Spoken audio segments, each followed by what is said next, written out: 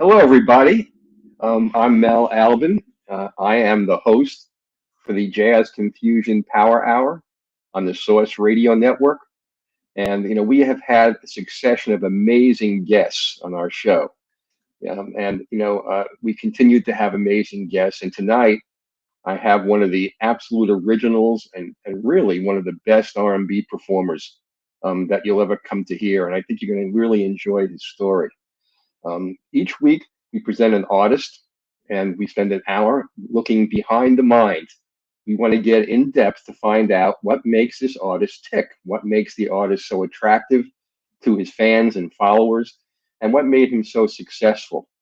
So, we have a lot to discuss and a lot to go into, and I think you're going to enjoy the interview. Today, I have with me as my special guest, Larry Dodson. Larry was the lead singer for many years for the Barkays, and we'll talk about that and the history of the Barkays a little bit. And then Larry has had a wonderful solo career, and when you hear his background, you hear what he's done, you're going to be really amazed at what a great artist he really is.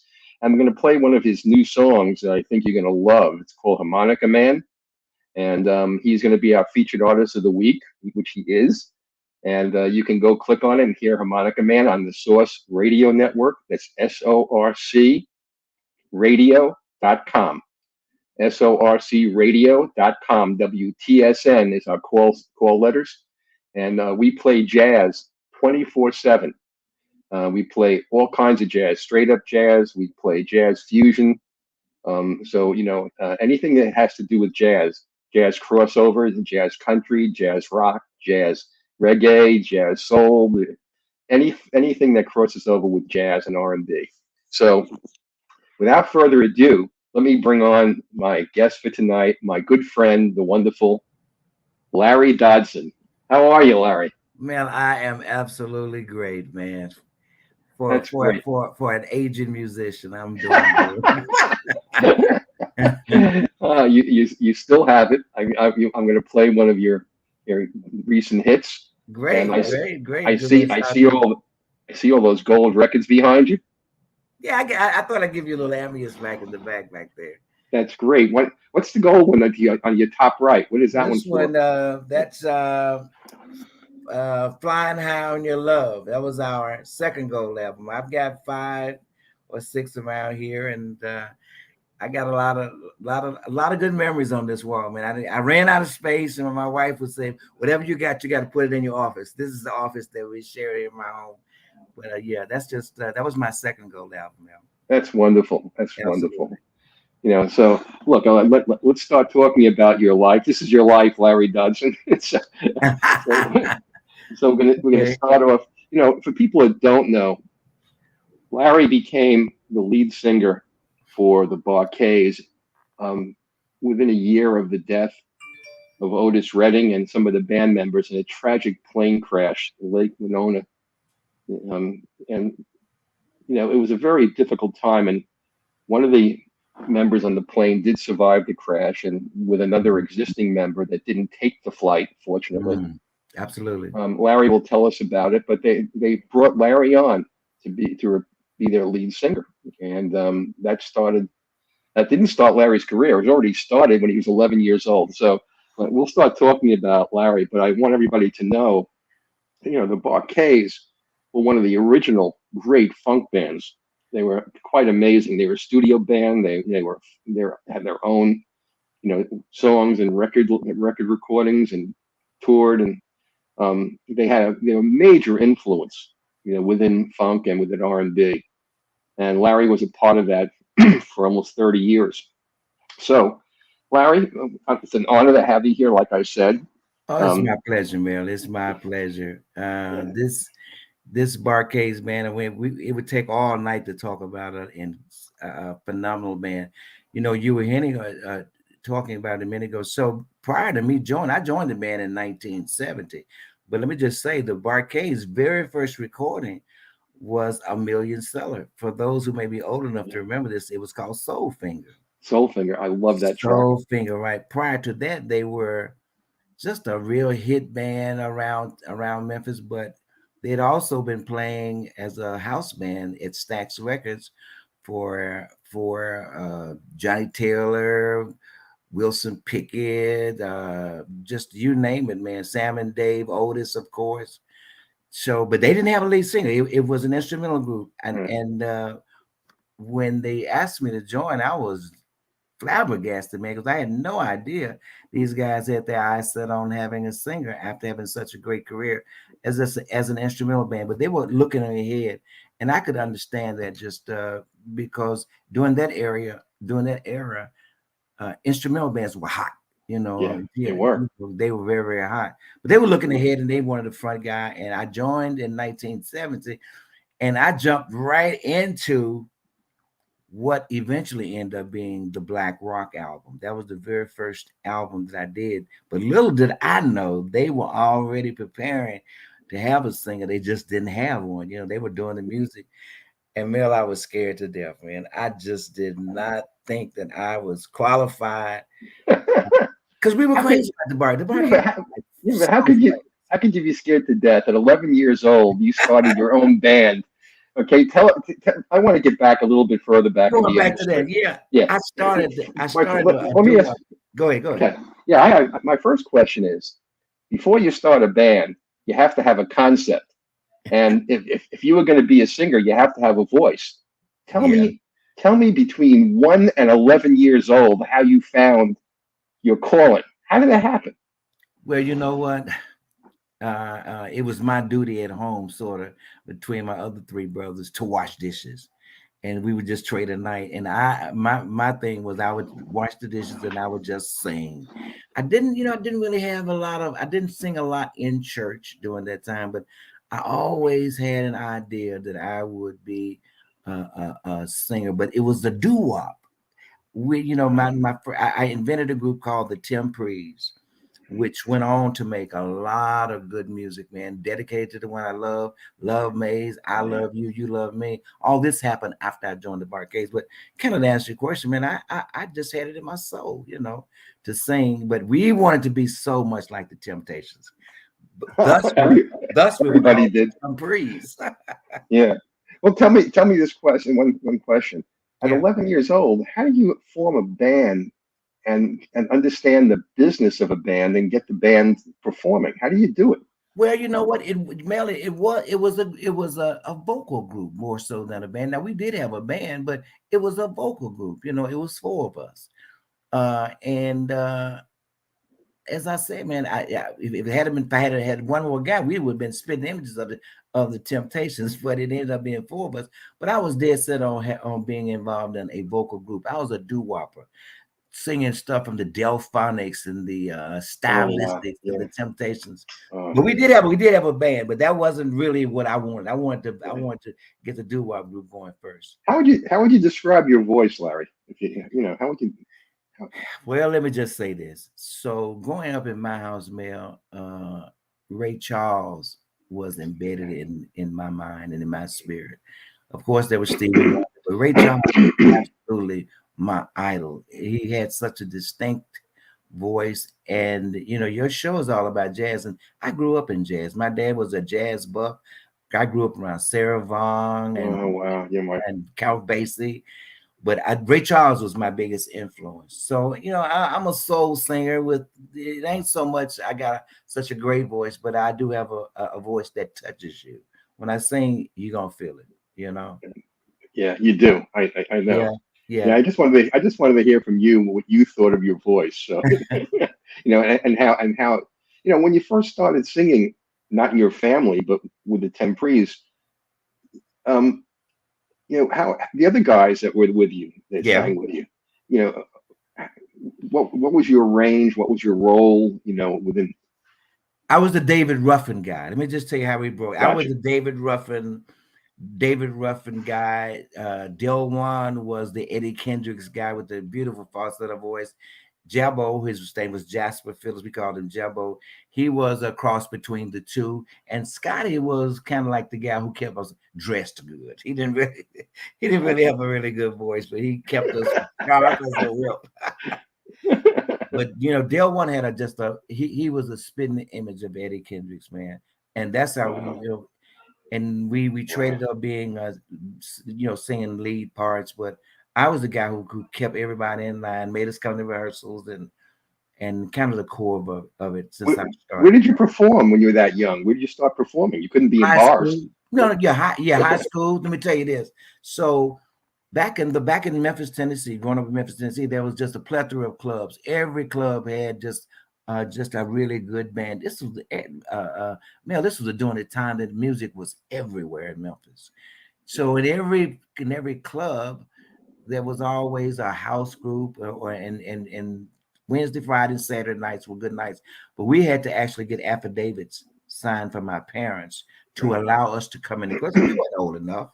But we had, and the affidavit said we could come perform, but we had to go to the dressing room and stay there. We couldn't fraternize with anybody. We were much too young. Couldn't drink, do any of that thing, anything, because two of those nights were school nights, Wednesdays and Fridays.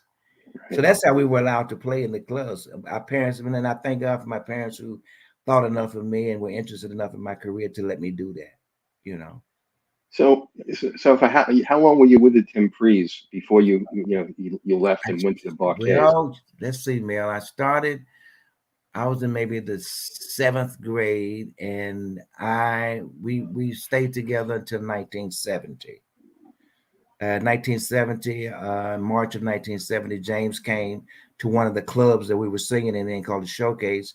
And he came, and I didn't know they had their eye on me all the time to be the guy that they was going to eventually ask to be the singer. But he asked me one Sunday night, I'll never forget, would I leave the Temprees and come take on this task of being the front man for the Barcades? And I didn't want to let him know, but it took all but about 10 minutes to tell him, yeah. Yeah, But I yeah. pretended to be a hard catch, and I said, "Well, give me some time to think about it." So you didn't know those cats. You didn't know the Barcays. When you started with the Temprees, you didn't know any of them personally. Well, I knew James. I wasn't close to any of them because they were just like the hot guys. Yeah. Now I tell you what would happen sometimes on big concerts. Now the Temprees, we got to be pretty hot. Yeah. So there were times when the Barcades would say, "Well, okay, you're on the show. What songs you gonna sing?" And you guys get two numbers, and then give me the records, and we'll learn it, and we won't rehearse with you. But you just show up and we'll play for you. That happened a couple of times. Wow, that's great. Yeah, but I didn't really know those guys. I have a question for you. I Yeah. mean, I don't want to take you too far off the track, but there's an interesting story with the Barcays. It has to do with the keyboard player Ronnie that was killed Yeah. in a plane crash. Did you know him at all? Mel, you never ever, this is just so amazing. My grandmother worked for the Caldwell family Oh wow. as Why don't you a explain? I'm sorry. Why don't you explain who Ronnie was? He's a white dude. right. He was a white dude, right? And, Yeah. and the Barcades were an interracial group Yeah. from the beginning. The only one in Memphis, I think, right? Well, yeah. Well, Yeah. let's see. That I tell you what. There was the Marquis, who were That's right. That's yeah, right. the Yes. Memphis Horns, Booker T and MGs, and that goes a lot to say me a lot about some of the acts that Stax. The racial thing didn't really exist at Stax Records. That's great. Outside of the walls of Stax, it did, but oh man, we got along with we weren't thinking about we wasn't thinking about making music. Race didn't make a difference. There was a lot of mixed bands at Stax Records. Oh yeah.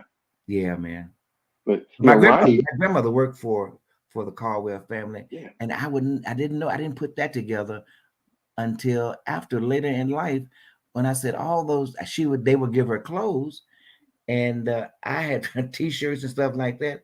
I would see the Caldwell family on some of the things, and I had been wearing some of the clothes that actually she would bring home. So I was kind of Wow. predestined to be with the Barcades. And another quick story: when Soulfinger was done, they came over to my school, Carver High School, because they needed a live crowd, and I missed being on the background noise that they needed to put on the record by one car length. The car was pulling off, and I missed the car going over to the studio to record. Yes. I know Ronnie's second cousin. What's that? Okay. His nephew. He didn't even know anything about Ronnie. He found out from his aunt. and Right. he's working on a documentary on Ronnie. That's exactly right. He interviewed me. Oh, he did. He You know did. what I'm Yeah, talking yeah, about? yeah. He found me. Yeah. Yeah. An Okay. interesting kid. See what a small world it is. I know him. You know him. It's such a small world. It really It is. certainly is. He did. He found me and he interviewed Yeah. me, and he's a very good kid, man. Yeah. He is. He is. He's a musician also. Absolutely. And the documentary was pretty good. Yeah. It was. Yeah. Did a good job. Okay. Yeah. So okay. Now you're with the Barkays. You've been chosen as their lead singer. How does it Right. start? How does it start? What happens? So Alan Jones, who then was their mentor, and he was the A&R guy for Stax. Here's how we just to read short story. Back then, you would catch the buses, and he and I would meet on the corner downtown as we would change buses, and he would say to me, "This is before I joined. Now I'm gonna get you. I got something for you." And I never knew what he was talking about, but he was behind telling James and the guys, "I got a guy who you guys need to talk to," and that ultimately led to them coming up. Wow. And they didn't really, they didn't really care too much to have a singer. You really want to know the truth? They loved each other, and the thought of having a singer taking some of the spotlight off them, that didn't ring too well with them. They would Wow. hardly say a word to me. I mean, they weren't mad at me or anything, but it took a while for them to get used to having a singer, for the first time. But after I got the singing and recording on the record, the first album, Black Rock, they understood why Alan pointed toward me. You I know, changed the whole culture of the band. Larry, you bring up an interesting point about instrumental bands. Some of my friends, Pieces of a Dream, they're good Yeah, friends of mine, yeah. and Curtis Harmon, the drummer who started Pieces with James Lloyd. Okay, Curtis is going to be on the show in a couple of weeks. Also, he's going to be on the Power Hour too. okay. They've had vocalists like Mesa on occasion, but it's Hmm. hard for them. It's hard for them to share the spotlight with a vocalist. It just is. You I know, get it. I get yeah. it. I get it. I had to win them over, man. I had to win them over. Even from first gig, I had to win them over because it was like, Alan, where'd you get this guy from? But Yeah. after a while, though, the hollers and the screams came, and then they said, "Okay, this is all right. This is all right." And the first album came, and it was a real big success. And then they were all sticking their chests out about it. Well, okay. So tell me about, you mentioned before you started talking about the first song that you did with the Barkays, and it turned out really well. So, what how did this evolve? How did the group evolve, bringing you in as a vocalist when they've been a pure instrumental group? How long did it take to gel, and what role did they give you? Were you writing any songs with them, or tell us more about it? No, at that time, none of us were really writing much. There was Alan Jones, who I keep referring to. He was who it was our mentor. He eventually was our producer, and then eventually managed us. But he was the brains, man. He was the brains. In our first album, we covered three songs. We covered "I've Been Trying" by Curtis Mayfield and Hmm. the Impressions. We covered. When I say covered, I mean we recorded. We re-recorded "Baby I Love You" by Aretha Franklin. And we re-recorded "You Don't Know Like I Know," done it differently, quite well, just a different twist on it at all. We were something else, man. We were putting together R&B. We were fusing R&B rock and soul just delicately, following the scripts that Alan laid out for us. And they were sometimes the songs had they were 6-7 minutes long, man, with heavily influenced by what Isaac would do, because Alan was also played with Isaac. And Isaac, Isaac did all those long, drawn out that's arrangements. Isaac Hayes, by the way, right? Isaac Yeah. Hayes, Yeah. exactly. So we did a lot of stuff like that. Now there were some songs that the rest of the album was songs that were written by some of the Stax writers. Did we write? I don't think we came up with. Alan may have written one or two songs, but we got the songs from kind of wherever we could. But it was the way we recorded and the personality. Now understand, now up until that point, nobody had heard anything but instrumental stuff from the Barcades. Now this little 120-pound guy with long straight hair. He's in front, and he's got this raspy voice, and he's sounding a little bit like Joe Cocker and a little bit like Tina Turner, and mixed all together, and a little Otis Redding and Ray Charles. But it turned out to be something very unique. We were really getting into something. Now the record label thought we were crazy. They, they didn't have the slightest idea as to what we were doing, because it was a basic R&B label, and we were like Yeah, bad yeah, kids. We were bad yeah, kids. But yeah. You're mentioning cover songs, and everybody wants to hear. A lot of people want to hear original songs, but cover songs are so important because it brings more credibility to the history of R&B, because it re-emphasizes some of the great songs that were once recorded and now being re-recorded over and over again, and it stays alive in front of everybody.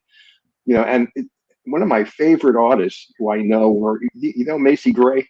Do you know her? yeah. Yeah, Macy. I lived in Cleveland. Macy and I were good Okay. friends, and she does cover songs. When she does a song, she makes it her own, and oftentimes it's better than the original. You know, Think about Luther Vandross. Think about Luther, his career. perfect example. And so sometimes people say, well, they don't write their own music, but cover songs are vitally important to keep traditions alive. You know, You're absolutely yeah, right. And retro back to another artist who was just incredible, Isaac Hayes, who re-recorded Walk On By. By the will come time by. I get to Yes, Phoenix, I Stand Accused. All these were cover songs, man. And he just took them and he made them his own. And it is a big challenge, I would tell you that, to it is. make the song as interesting as the original artist. And sometimes you don't have to do it exactly No, like no. it was recorded, but you got to put a twist on it, and you got to give the song its proper. Yeah, it's a blend between maintaining the song so that people recognize it, but Yeah, then make it your own so people are hearing something special and something new. Like you said, a new twist. little So, twist, yeah, exactly. So yeah, that was our first album. Black. It was called Black Rock. It was just an incredible album. Some of our best work even today. And we've done 30 albums. So yeah. that album got us started, and the band was getting to like me, and we started doing the gigs and started playing those iconic places like the Whiskey a Go Go and the Troubadour, and we got to be really well known on the circuit, man. Weren't you guys on the Midnight Special on the TV? Absolutely, we did Yeah, the Midnight Special. yeah, Absolutely, we yeah. did the Soul Soul Train. Soul Train. Yeah, We I remember watching it. Yeah, for black artists, when you here's how you know you've arrived. When you play Soul Train, you have yep, arrived. that's right. Yeah, yeah. Absolutely. Yeah. It was a Black American bandstand. Here's a bit of trivia. So Don Cornelius, before it was Soul Train, it was called something else, but he recorded the show in Chicago on the 45th floor of this building. The Barcades were the first band to ever play on this show. The first group to ever Really? play on the show was the OJs. It evolved to Oh be wow. Soul Train, but at that time it was called something else, a little small room. And I think back to think of all of the firsts that we've done, and that was a first for our career and for Don Cornelius, man. We were the Yeah, very first band to ever play. He told us that. yeah. That's amazing. That's were the Bar-Kays more of a studio band or a touring band? How did you blend both? Well, here's the short story. So when Booker T and MGs, they were originally a house band, but when they got rich and started playing golf, the Barcades were like waiting in the ring, in the wings, and all it would take is for the guys to play with one session, and they would love us. And I didn't play too much of a part in all that. It was really our rhythm section that turned out to be just this iconic 4 or 5 pieces that the artists at Stax could not do without uh, just all of the Yeah. artists there at Stax love the Barcades, man. And the Bar-Kays had no formal musical training, right? No, none, Yeah. none. Could they read? Could they read charts? Couldn't. Yeah. Couldn't. It Then was you all know by what? ear. No, oh yeah, and all of it was done live, and that's what soul music is about. And it's not taking away from anything from guys who do read, but most of the guys in Memphis who came through Stax Records, most of them couldn't read. Yeah. They played from the session, had good memories. The only thing about it is when you messed up, you had to start all over again. Yeah, yeah, that's right. That's It was right. live. Yeah, yeah, Yep, yeah. you couldn't re-record it. You couldn't take the track. It wasn't no tracks. There wasn't no track to take. It was Yeah. 8 tracks. But you know what? That's one of the blessings to me of live music. It's called mistakes, and Yeah, it happens all the time. But that's the fun of live music. Nobody's perfect. You know, nobody's if you want perfect. to hear a perfect recording, listen to the technology. Oh my God, yeah. You know, here's another piece of trivia. So there was one of our biggest records called Attitude. This was like years later. So we were out recording this. We were recording the song. I was on the floor, just singing. We had 2 verses written. We hadn't finished the song, and we all was there playing it live.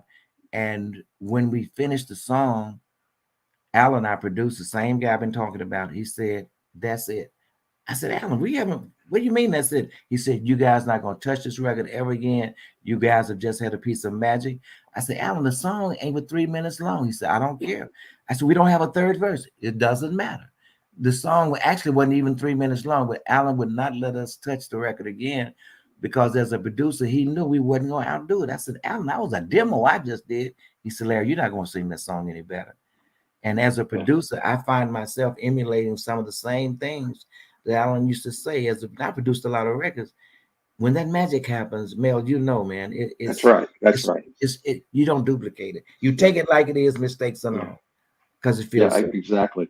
You know, when you get to the 1970s, and now the Bar-Kays is a well-established band, they have such amazing hits. Shake Your Rump to the Funk, Yeah, man, Attitude, Move Your Boogie Body. You know, absolutely. Shake your rump. Sexomatic, Anticipation. You know, Freak Show on the Dance Floor, Oh yeah, Hit none and of gold Run. albums. She talks to me with her body, and Yeah, Too Hot man. to Stop. I mean, I list all these. I remember them so well. You know, I mean, these was just one hit after another. We had great times, man. And our producer, Alan, and you're gonna hear me say his name a lot because he was just the idol maker. He would put us in a room. The records were mostly written by 3 of us. Myself, Winston was the music guy. Harvey and I, we did the lyrics most of the time. But Alan would put us in a room at 10 o'clock in the morning. He said, "Don't come out till you finish the song." He would come out. Oh, I mean, literally, that was our job every day, and it was the best training that we could ever get because he would come in some days. He would say, "What you got?" And he would look at it, and he would just take it right in front of my face and tear it up, and it would like Really? we would break our hearts. But then some days he would come in and say, "Oh my God, this is amazing. Let's go into the other studio because we've always owned the studio and we record this one." But as time went on, we started to spit them out so well till all he would come in and do is said, "Okay, what you got today?" And then they just started to roll out, shake your up to the funk, hit and run, shake. She talks to me about it. There was gold album after gold album. We got the wind of it, man. And it was a Yeah, very good feeling to see him being pleased and for us to learn the methods of really putting together music. yeah. You know, Stax was a wonderful family. You know, I mean, the way Yeah. all the musicians interacted. In '75, I think it was, they went bankrupt. Yeah, Right? man. And what happened to you guys? You went to Mercury, I think. What was that? The next place you went? Yeah, but we were at Stax for 5 albums, and then we were the last act. We were the last act to actually leave. We were there. I was on the parking lot, Mel, when the IRS came and locked the doors. Wow. And then before we left, the Staples singers left. And I don't know, for some reason, they just wouldn't let us go. And we left there in 1975. The doors of Stax closed. And in 1976, we got a major deal with Mercury Records for about $500,000 Yeah, back and then, that's a ton of money. ton of Yeah, money. And yeah. the album I'm pointing to back in, that's the Too Hot to Stop album. That was our first gold album. And they just started to roll after that. Wow. So how did you like? How is Mercury different from Stax? You know, as a operation to work for. It was a bigger, a well-oiled machine. And here's some of the acts that Mercury had. They had Confunction, the Gap Band, the Commodores, the Bar-Kays, um, who I'm missing 5 or 6 others. They had a plethora of just all what we call the self-contained bands. Right. They were the right Ohio players. They Yeah. were the right label. Is Cameo there? Cameo was there. Yeah. Exactly Yeah. right. Exactly right. They had all of the self-contained funk bands. So we were at a label where they understood it. And then you know what? Another big thing now, it wasn't about a one record. They were there. They were interested in making sure that your career was going to go somewhere. If it didn't happen on this record, they would say we're going See, to get them. that's great. So you had A&R really worked with you guys, That's right? exactly right. Exactly. Yeah. I'm talking about A&R. They Yeah. cared, man. And today, the Yeah. big Yeah. difference today is Yeah. one record acts. When you Yep. don't get it on their first record, you're gone. Yeah, absolutely right. Absolutely right. They'll invest Yeah. nothing in you, and before they even pick you up, they want you to have at least 600,000 hits on your site, or they won't even talk to you. You better know it. And Yeah. all they want you got to start the fire, put logs on it. And if they see the fire, they'll come and running then Yeah. Yeah. Yeah. for one shot. For one That's shot. it. I know. And that's it. I call it the flavor of the day. It's horrible. It's a Look, horrible way, which has led us to starting our own labels and being our own boss, so you to know, speak. Yeah. let's talk about this for a minute, and then we'll go on and start talking about the '80s and other things. But Sure. let's talk about this. So much has changed over the life of your career. You know, it went from records, to 8 track, to cassette, to CD, Yeah. to streaming, Yeah. and it went from radio controlling musicians and Yeah. studios controlling musicians to independence. Sure. The music used to be so diverse. You had funk, R&B, you had rock, you had, I mean, it was so soul. It was, Yes. but it's so diverse. And now all the jazz and blues stations are gone. You really hear of a jazz and blues station anymore. Most Mhm. of it is urban music. It's sterile. Yes. It's computer produced, and It's it's shallow. it's shallow. It is, and look. I may be old, and maybe that's the problem. But when I don't hear instruments at all in a lot of the music, a lot of the hip hop and a lot of the rap. You hear syncopation, but you don't hear music. There's a difference. You're absolutely right, Yeah. Mel. And I touched on it when we were talking about during the time I was with the Temprees in the early days in Memphis has been a music mecca. Just as Detroit was with Motown and Philly was with Philly International, there was music everywhere. It was good music, and now you know to the writers, they're not writing for anything more than to get one song that a record label's interested in, and it's just so different. It's Yeah. all the funds out of it. It's so Wow. non-caring, You and it's know, who- just it's Larry, horrible. you're so on target. Sheryl Crow was telling me a while ago that she's really angry because songs are now produced by algorithms. That they get a team of 10 or 12 people together, and the computer gives them the hook. It's so sterile, and it's no fun anymore. It's not a It's horrible. collaboration between musicians and vocalists and songwriters. It's not there anymore. And she just can't stand it. Well, if she's been around the block, she's had a very fruitful career, and she comes from a time when she's a songwriter too, and it's That's it's right. just Yeah. heartbreaking for guys like myself and guys who've come from nowhere to become somebody because of the songs and the time they spent writing all these wonderful songs, and the desire is sort of left them. Yeah. It's thank God for being able to perform live. Yeah. If it were not for that, a lot of artists would be retired now. Oh my God, yes. And you That's the you only can't line. you can't make a living today unless you perform live. You That's have to. exactly right. That's You exactly get 0.003 cents for a play on on a stream. If you get 100,000 hits, you made $800. Look, man, I was going through my stuff, my mail the other day, and I found a check for 19 cents. There you go. I'm gonna put it on my wall to remind me of just how bad it has gotten. That ain't all my checks ain't like that, but that one was just. Why in the world would you send me a check for 19 cents? Yeah, it's gotten really ridiculous. And and Neil Young, he pulls a lot of his music because he says, and he's right, streaming doesn't produce the same richness that analog did, before. And when you stream, he says you're losing a lot of the musical and the instrumentation, the phonics are just not there.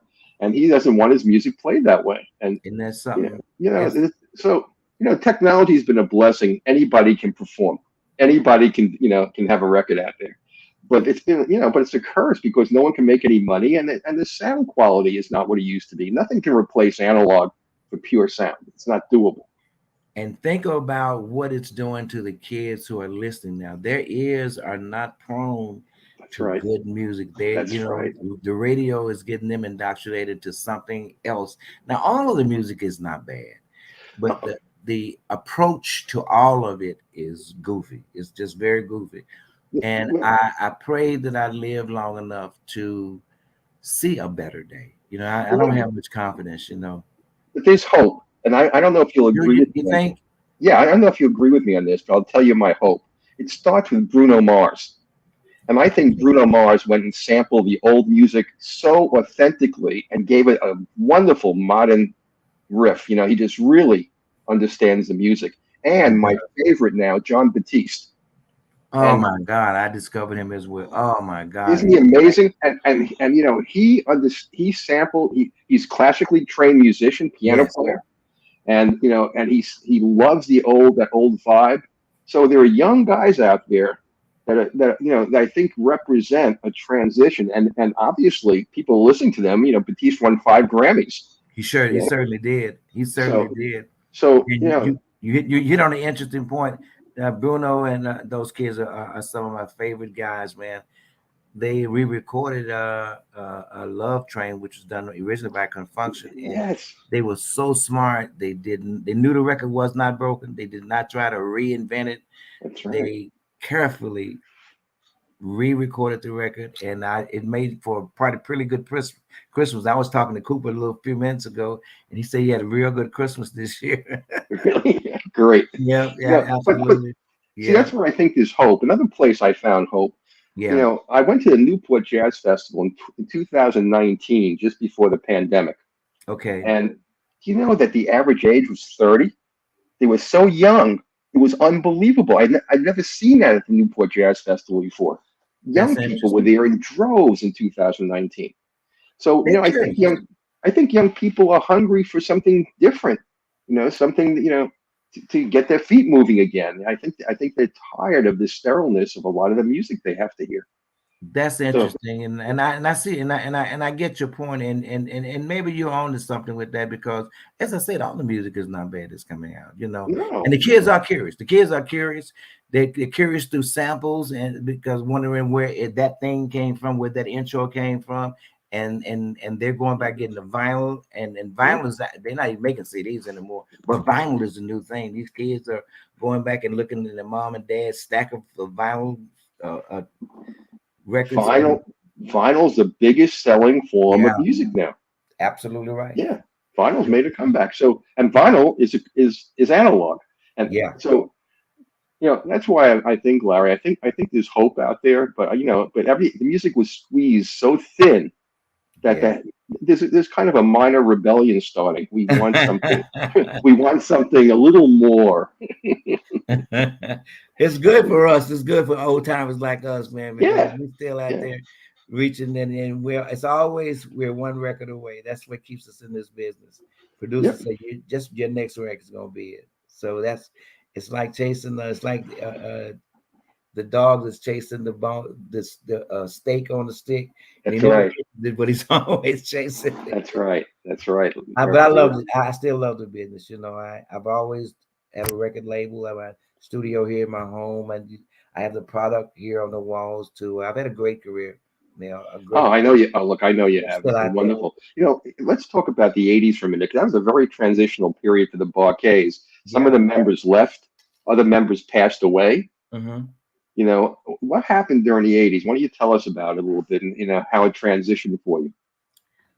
Well, after going from a period of being really, really, really, really hot, we were starting to cool off somewhat, and then we've been lucky enough to have a hit record in 5 decades.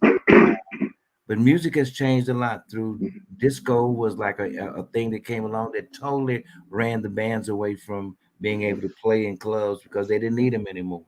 Yep. You got a DJ there to do that, and that was a horrible time for live music because it stifled the bands. But we survived through all of that. Through our music, we changed, and I have to say we started using a drum machine sometimes rather than using a live set. We didn't give all the way into all of that, but we weren't late 80s. We weren't as popular, but I'm tell you what kept us alive. Our stage act was so good. We had a really big production on the road, man. We had fire, smoke, bombs. I used the snake in the last 10 minutes. And Yeah, we had Python. all Yeah. sorts of things going on, and it was amazing to go see the Barcades live. So that kept us, even when we didn't have a top 10 record. We've had 20 top 10 singles, but one thing we've never had? Mm. We have never had a number one record. And I tell you, Really? I didn't know we that. always released in the same period that Michael Jackson would release. Oh, wow. And Michael Yeah. Jackson was always right there at number one, and we were there at number two. We could never stay there long enough Wow. to get past Billie Jean and all those incredible songs. We had to change our release period because he and I everybody released the same time. Michael Jackson could never get a number one record.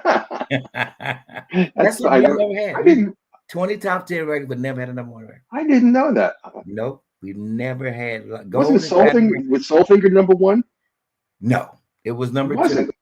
Wow. It was number two. Wow. That's I thought exactly that was right. number one for sure. I didn't know that. I learned Not something and new. not in Billboard. It was now. It was. We've had records that were number one in the cities, but not in Billboard. Not in Cashbox. None of that. We've never had a number one record. Wow. That's amazing, isn't it? Yeah, Out I'm of 30 shocked. albums, I'm shocked. you are.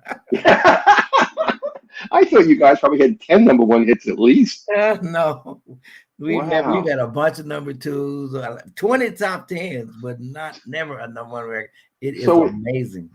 so in the '80s, you stopped doing studio recording, you started touring, and you were out of the country for a long time. Is that right? We were going to the East a lot, and we were very, very, very, very popular in Japan and in Yeah. Korea, and we didn't spend a lot of time in Europe, and we always wanted to go to Africa and play, but it was never enough money or something always prohibited us from doing it. But we went overseas quite a bit, and we were still very popular.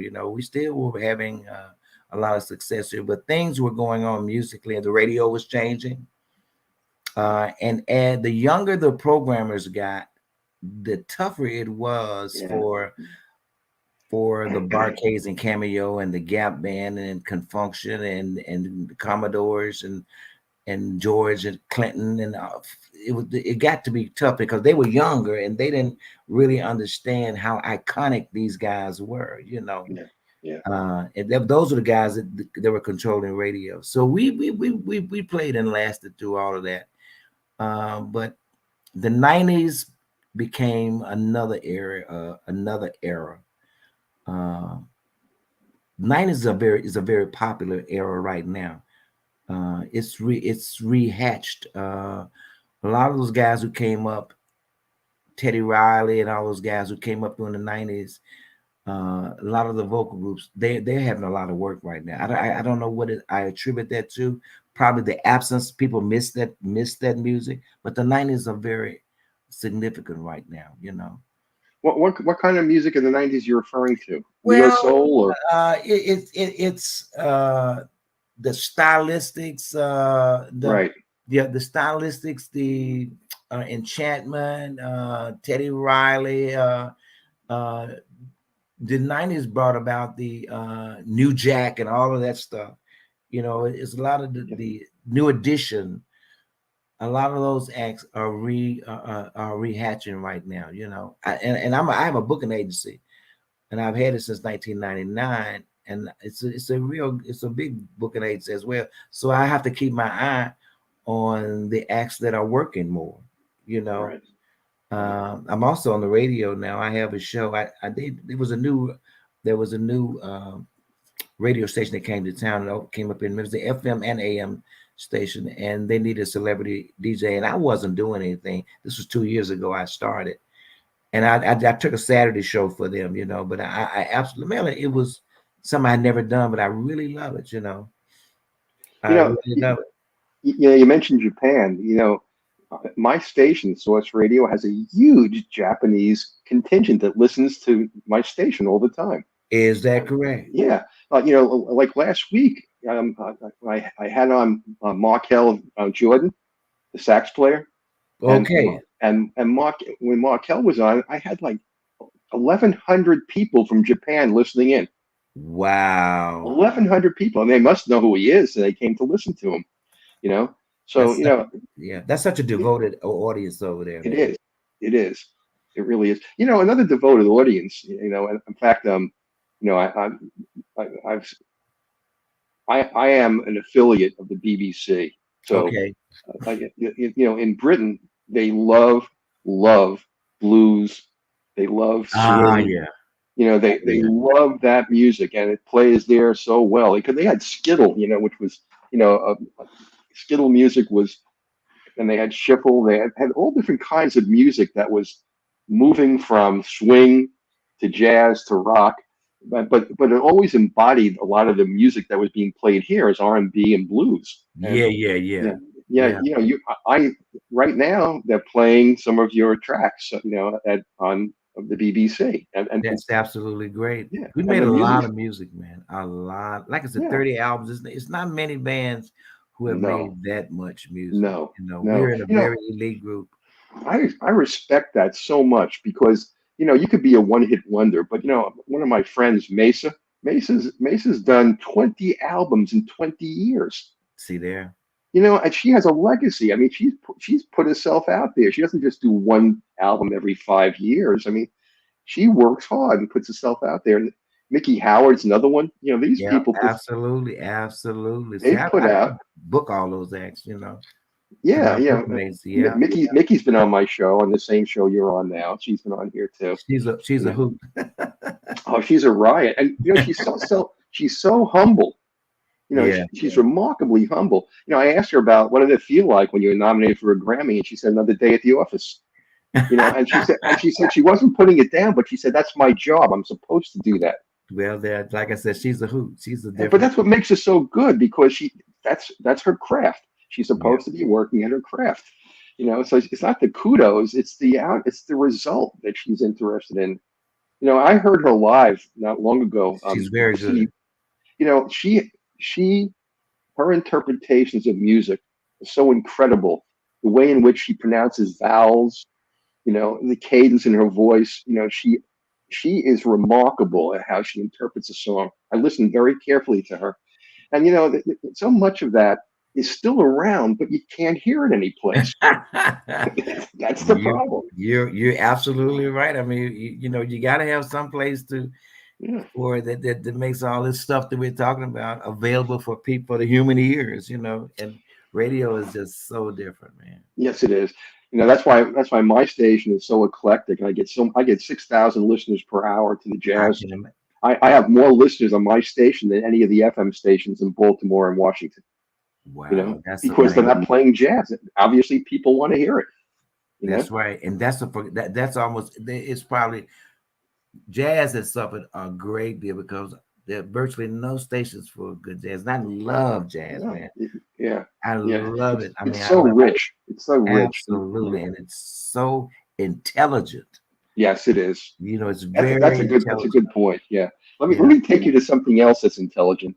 You yeah. started a gospel label, or you started doing gospel. Is that right? I did. We had a label called Testimony Records. That's another. I am gospel music, jazz, and I love classical music. And people probably would never think that, but I'm just a avid ear for all kinds of music, not just the music that I make, in the genre that I perform and do well in. But yeah, we signed two choirs. We signed a lot of the better gospel groups around Memphis, the best that we could find. And we tried to revive Stax, but that we just couldn't get. We tried to find acts that were still available that were at Stax years ago, and to give them another shot. We were only able to get the Soul Children and Jay Blackfoot back, who were really, really, really good during the Stax days. Most of them were dead, or Yeah, yeah, not able to perform. But yeah. yeah, but Mel, you took the bull by the horns, and you're a vessel now for music that not only that you like, but that music that you can't hear on That's terrestrial right. radio, right? So That's I right. get it, and I tip my hat to you. That's the same thing we've Thank done with you. our record labels. We were just trying Thank to give people music that they weren't able to hear in other you. ways. Yeah, didn't James start that with you? Start the record Yes, it label? did. It was called JEA, Right Now Records. He had a label, I had a label, and we put them together. And we did about maybe 5 albums on the Barcades through that, and we signed about 7 or 8 acts. But one thing about it, when the money is constantly going out and not enough coming in, I it mean, makes it doesn't it, yeah, does, it doesn't equate. yeah. It's When I very started the challenging. Let me put it when like I that. when I, when I started the radio station, I got a T-shirt that said, "Happiness is a positive cash flow," because the money was Yeah. going out, but it wasn't coming in yet. Oh, I know so you know the story. Yeah, So I yeah. mean, it's very challenging. It's very challenging. So, Yeah. but Have I left any? Go. I'm sorry. Go ahead. no, so after I retired, I'm jumping ahead a little bit, but I retired a couple of years ago, and I thought I really was going to retire for good, but I just couldn't. I've been married to a wonderful woman for 52 Wow, years. that's wonderful. Yep, yep, Congratulations. yep, yep. And she and I said we were just going to stop and just stop mulling around and just live the rest of my life, without all the hustle and bustle. But I missed it so very much, man. So Yeah. I started the label, which is called Music Moves, with my son, Larry Jr., and I was the premier artist on that label. And our doors are open. We're still looking for other acts, but we're just very selective, though. I was talking to your son Larry about you having a radio show on my station. Absolutely right. I told him here we're gonna have conversations about that. Yeah, Yeah, I got because you can bring a lot of these acts on the show, and get absolutely. and let It's people hear them. I have a vast listening audience, and I'd love to have you, bring back a lot of these memories and these people that are so, wonderful, and the music is still so vital for people to hear it again. we're gonna have conversations about Yeah, that. Trust me. good. And look, did I leave anything out up until the 2000s that we pretty much cover everything? Was there anything else you want to add? uh, you know, I, I'm just still at it. That's the biggest thought that I would like for our listeners and viewers to understand, that I'm still at it. And I have this thing that I tell my son: when you're sitting in the stands, all you can do is watch the game. Yeah. I don't do that. I still want to take the bat up and swing at it. And if I miss 1 or 2, eventually I'm going to get another hit. Eventually. But I know one thing you do know: when you sit in the stands, there's nothing. Just nothing. All you're doing is just watching. It's Larry, very difficult for me to watch. I love listening to you because I've always had an expression that life is not a spectator sport. Gotta get in and live it a little bit. Yeah. Exactly. Yeah. Exactly. Yeah. Yes, sir. Yes, You sir. But we can't find that watch. You can't some watch people are from the living. sidelines. Yeah, yeah. Some people are living to die, and some people are Yeah. dying to live. Yeah. I'm Look, dying to live. I've been waiting for this for the whole show. I'm going to play one of your songs. Why don't you tell everybody about Harmonica Man? It's one of your recent songs. How did that come about? So I went to here's the introduction to that. I went to this club one night, and this kid was on stage, and he was absolutely killing it on harmonica. And my road manager said, "Man, please, Larry, you need to write a song about this kid." And I did. I mean, it didn't take me that long. I went home after a couple of 3 or 4, 5 days, and I went to my piano in my living room and started shedding around. And then after I recorded, I called him. I said, "Man, I've called." His name is Yellow P, but his name is really Damien. I said, Damon, I've written this song about you. I said, it's called Mr. Monica Man. Will you come and play on it? And he was like elated that I'd even done something like that. First of all, that I'd even called him. He came in one take, man. He killed it. That's the introduction. Tell me about the vocals on it. So I had finished the album. I had finished I had done 11 songs. I had done 11 songs. This was the 12th song on the album.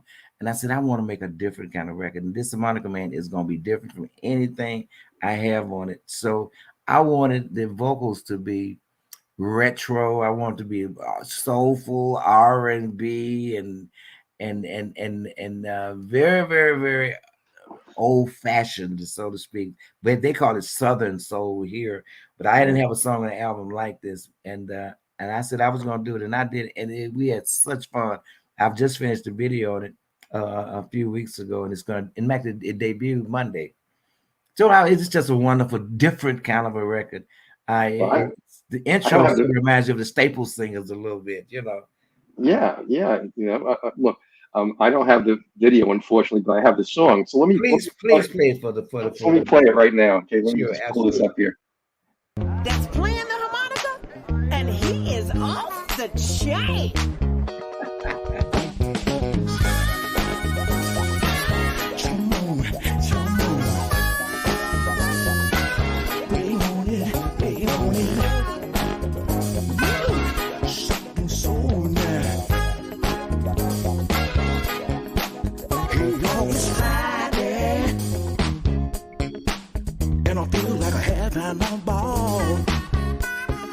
I'm gonna take these last $2 and they're going back down to that hole in the wall.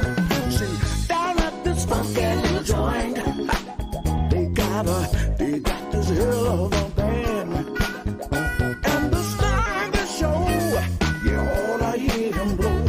They call him Mr. Harmonica Man. He's big booty Judy and sexy Susie, and don't stop, whatever you do. When he starts to play, you got to dance to Mr. Harmonica Man. When he starts to play, you got to dance to Mr. Harmonica Man. It's an all-night party every night. Plenty of whiskey, chicken wings. He keeps the night on the floor, rolling. Mr. Harmonica Man doing his thing. They love to hear him blow all night. I know that's right. Till they make the joint turn on the lights. 'Cause ain't nobody going nowhere as long as he's got that funky thing in his mouth. He's big booty Judy and sexy Susie, and don't stop, whatever you do. When he starts to play, you got to dance to Mr. Harmonica Man. When he starts to play,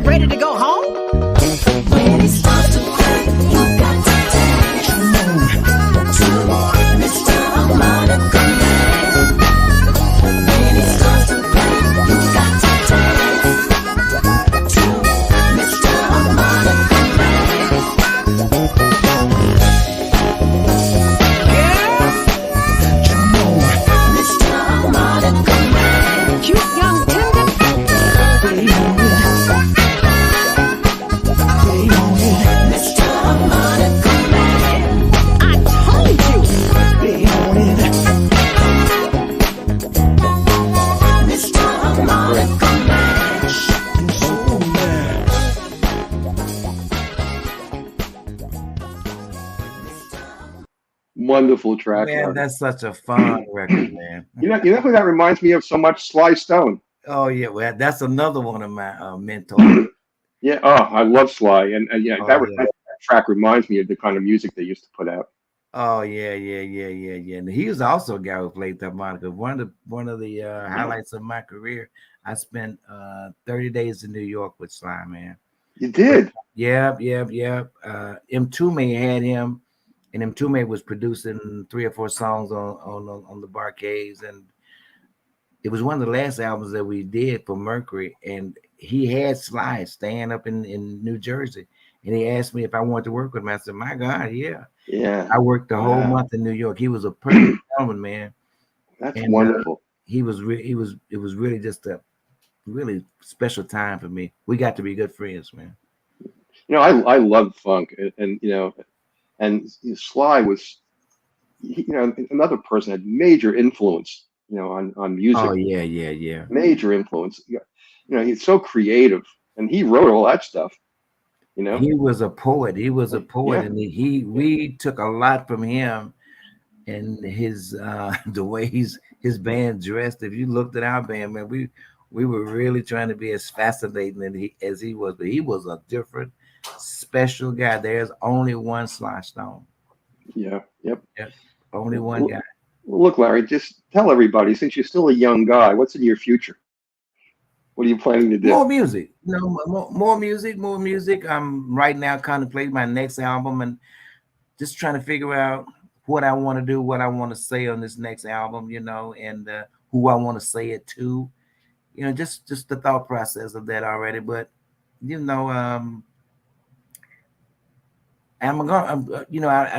touch on this, but when during the time that prior to me leaving the Barcades, I wrote my biography, which is called "And the Band Plays On."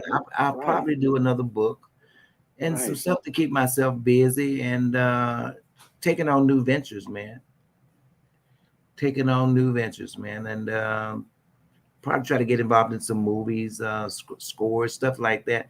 Things I haven't done, You know, I have a friend I want to hook you up with. Now that you mentioned movies, I have a friend, Lavelle Powell. Lavelle writes, scores music for Hollywood movies, and they have one of the movies he's done recently is called Guns and Grams, and it's been syndicated internationally, and he's been contracted to do 10 more movies. So really? I want to hook you up with him because I'm sure he'd love to work with you. He's a wonderful guy. He's out in Arizona.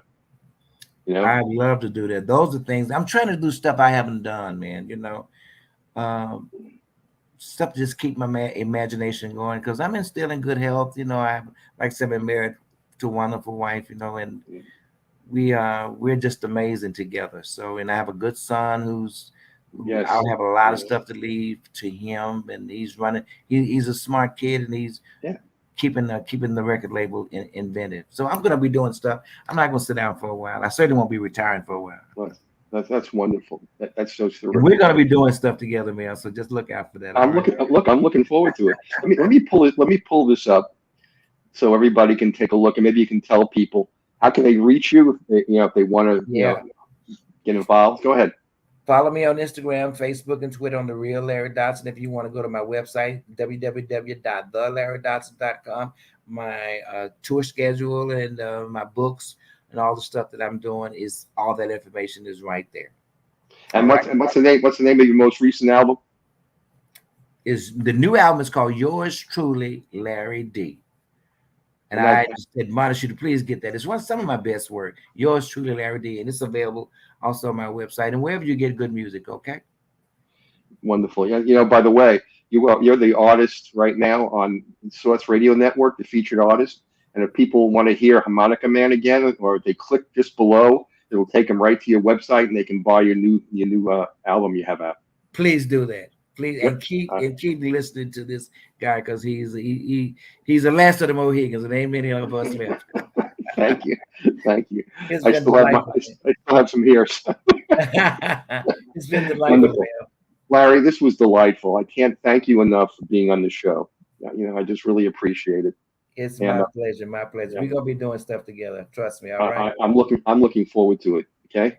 So All right, look, you you have take care of yourself. Say hello to your son for me and your wife, and we'll be in touch soon. Okay. we shall have a great evening. All right. You too. I'm going to put you backstage for a little while. Thank you, Larry. All right, buddy.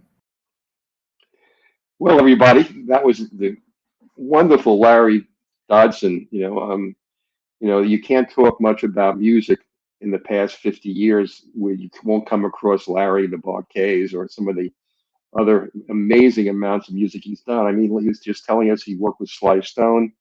I mean, he's a living legend and a remarkable musician and a wonderful man, wonderful person. So, look, I want to thank everybody for tuning in. If let your friends know if they want to. This is going to be rebroadcast. It'll be on iHeartRadio. It'll be on the Apple Store. It'll be on Amazon Alexa and Amazon Podcast. You can pick up this and see it anywhere, and it'll be on Source Radio. We have a library of all the performers who have been on the Power Hour, so you can tune into Source, and you can go to the website. It's Source Radio, SORCRadio.com. And you can find all these great artists, and you can listen to their music and get to know them a little better. So I want to thank everybody out there for listening in, and we'll see you next time. We're going to be having Brian Culberson on. Brian Culberson is a celebrated jazz musician. He's a multi-instrumentalist. He plays at least, I think, 10 or more instruments.